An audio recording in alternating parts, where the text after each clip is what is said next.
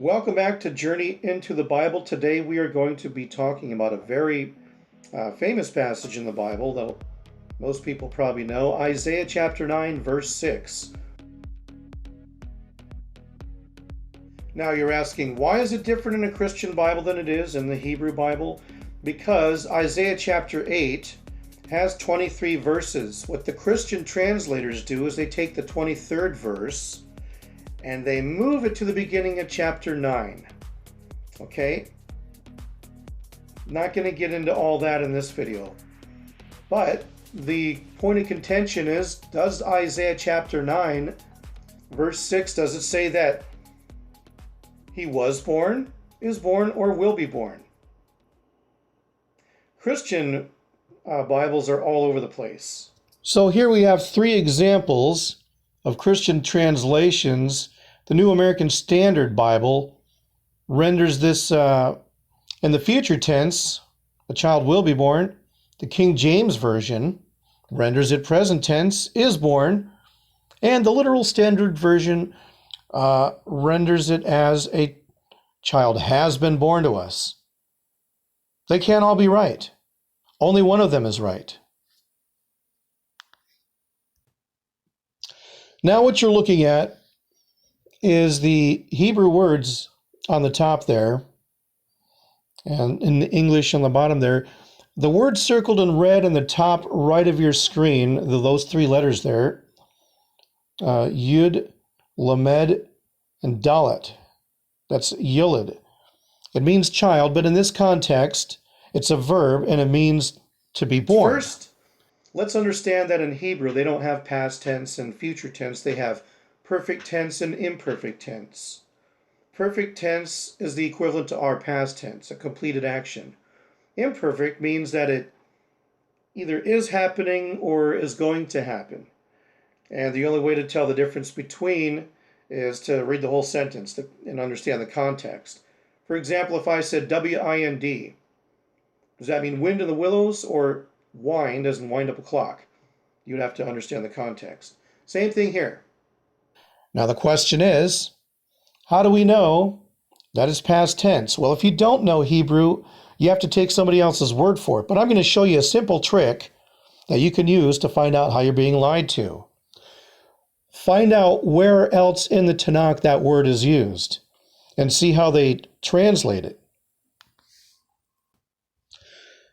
Now what you're looking at is a verse from Genesis chapter 10.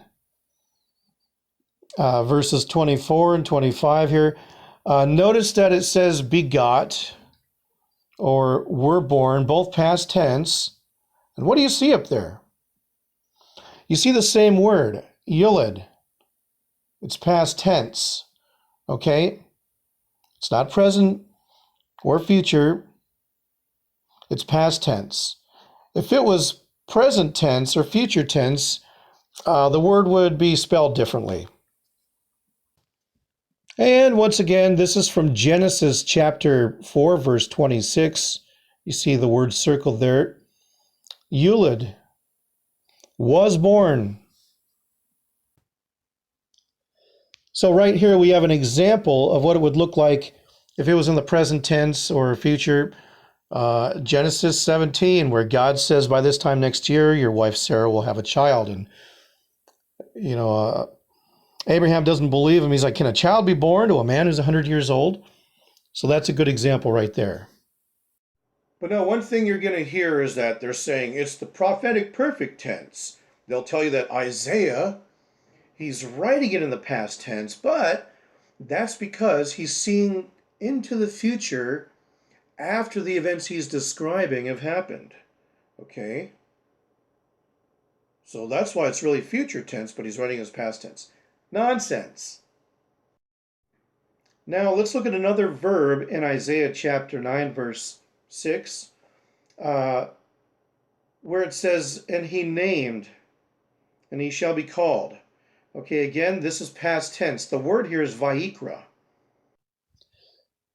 So here's the other verb in Isaiah chapter 9, verse 6 that I want you to look at. Vayikra. And you can see I got it underlined in red in the upper right of your screen there. You can see those 5 letters there. Even if you don't know Hebrew, pay attention to those 5 letters. And the word next to it is shemo. That means name. Okay? But Vayikra is past tense. He has been named. How do we know this? What is the 3rd book in the Bible? Leviticus. Okay, that's the Latin word for it. In Hebrew, it's Vayikra. And he called. Who called? God called to Moses.